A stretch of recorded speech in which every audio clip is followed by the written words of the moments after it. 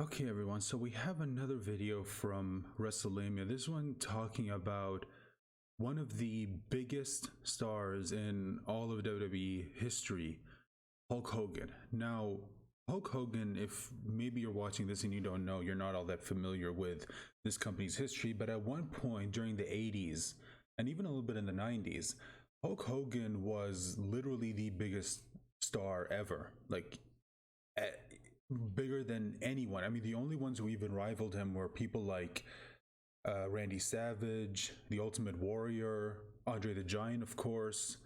But at some point, Hulk Hogan basically eclipsed all of them. Absolutely every single one of them. But unfortunately, one thing that's kind of common in this industry, and it's something that you kind of wish it wasn't common, but it's one where sometimes stars on the level of Hulk Hogan will basically bury any newer talent that could instantly rise up and rival them in either fame or just being over with the crowd. And it's always been confusing for me as to why they do this. I mean, I get you like the fame, and I get that the idea of someone new coming in and just, being really over with the fans is probably not something that you like, because you think that, okay, well, what does that mean for me? But you would think that they would put that aside, because not only will this be good for this new younger talent, but it'll also be good for the company, because it gives them another wrestler that could potentially bring them more fans. And everyone knows, for a business, more fans technically means more customers, which means more money.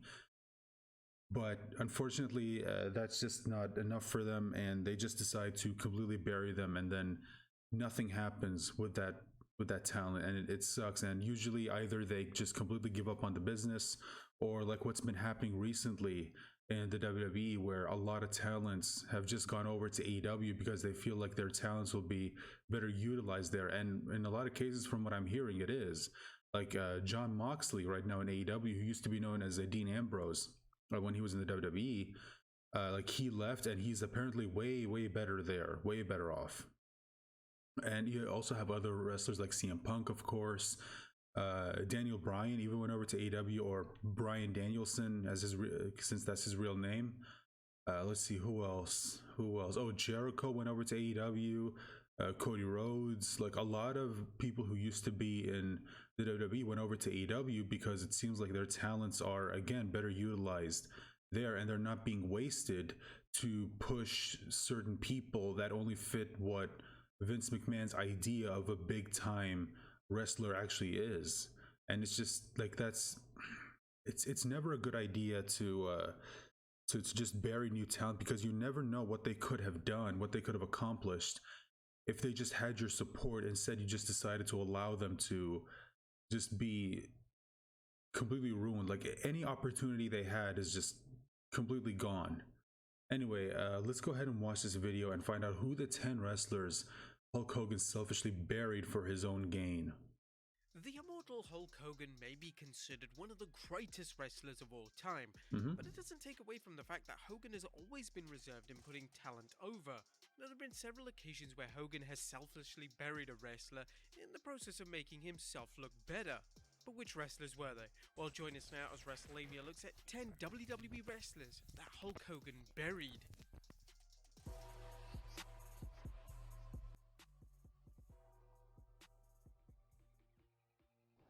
Be sure to subscribe and hit that notification bell for daily wrestling videos, and follow us on Facebook for exclusive lists. Number 10, The Ultimate Warrior. A WrestleMania 6 featured Mm-hmm. an absolute dream match as Hulk Hogan and the Ultimate Warrior collided for the WWE title. Warrior would be victorious in the match, and the match was supposed to act as a passing of the torch from Hogan to Warrior. But this didn't happen, and Hogan remained the top babyface in the WWE. Fast forward 8 years later, and Hogan was the top heel in WCW. This is when WCW had the idea of bringing the Warrior in to work a program with Hogan. WCW fans at the time believed that Warrior was only brought into the company so Hogan could finally get his win back. The Hulkster reportedly had a lot of resentment that he was never able to get his victory back during his time in the WWE, and with his creative influence in WCW, this could finally become a reality. The two would face off at the '98 Halloween Havoc pay-per-view, and the match was so bad that it's regarded as one of the single worst matches in WCW history. Hogan would win the match and made Warrior look so bad in it that the Warrior was never taken seriously as a Yeah. legitimate wrestler ever again. Number 9. Rick Rude. Rick Rude was a tremendous pro wrestler with an even better character. Therefore, in the 80s, there was an idea to have Rude begin a top-level feud with Hogan for the WWE title. Hogan reportedly didn't like the idea. He believed that Rude was beneath him, and Hogan instead opted to work with much larger WWE superstars. Now, there was also some belief that Hogan was jealous of Rude's incredible physique, and this contributed to Hogan not wanting to work with him. The two would end up wrestling on a number of house shows, but these matches were designed to get Hogan over, and the matches never once made Rude appear to be on the same level as the Hulkster. Number 8. Vader. When Hulk Hogan signed for WCW in '94, one of the names that wrestling fans wanted to see Hogan collide with was Vader. Vader was one of the top stars in WCW, and he was as legitimate and as tough as they come. Unfortunately, Hogan defeated Vader in every single one of their matches. Even worse was the fact that during the build to these matches, Hogan always got the better of Vader, and it was never in doubt who was going to come out on top.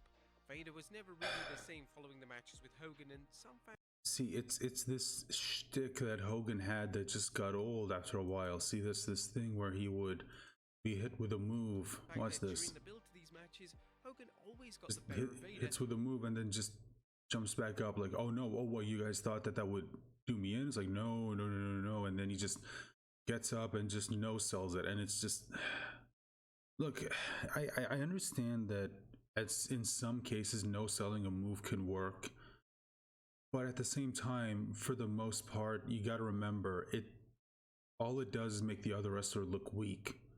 That's all it does. Like it did here with Vader. It's like the fact that it no-sold it, the fact that Hogan, no-sold it, just shows that, okay, this move that you did was completely ineffective, and it just, again, it makes him look bad. And I still don't understand why they have this mindset. I mean, I get it, you like the fame, but dude, come on, can you just get over yourself for like 5 minutes?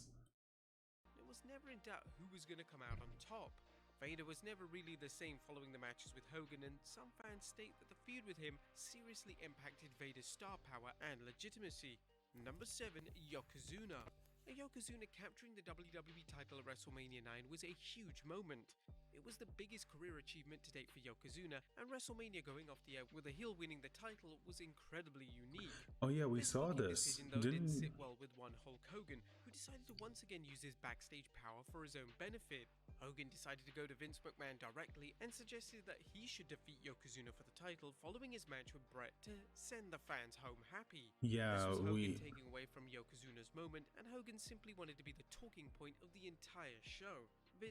Yeah, we did talk about this in a previous video where I think this was in the video that we reacted to called Last Second Decisions, where Yokozuna, again, originally the plan was for Yokozuna to win, and then Hulk Hogan came in, fought Yokozuna, took the title from him, completely killing whatever momentum Yokozuna had, and just, again, I still don't understand why they do this.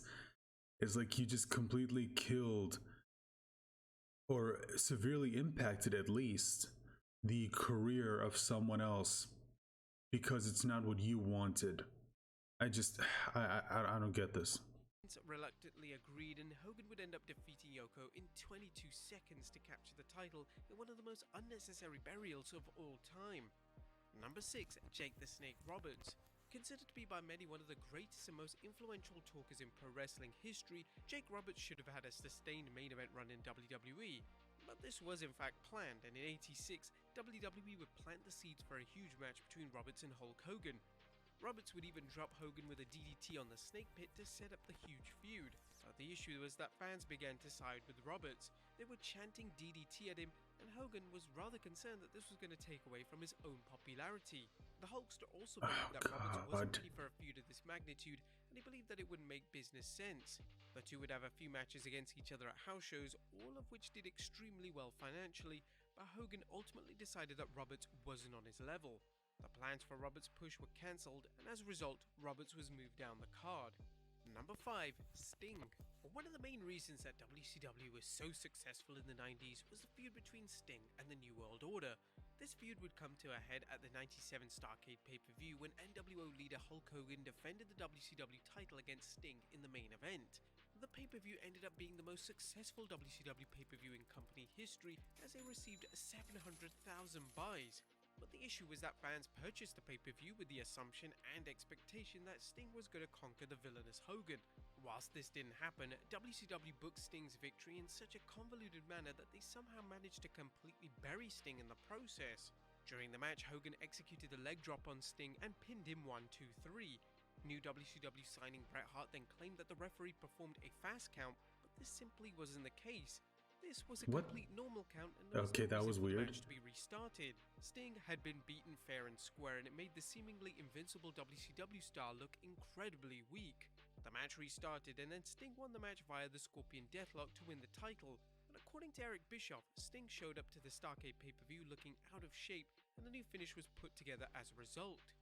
However, fans also believe that Hogan simply didn't want to put Sting over clean, and this would explain the complex and frustrating booking in WCW's biggest match ever.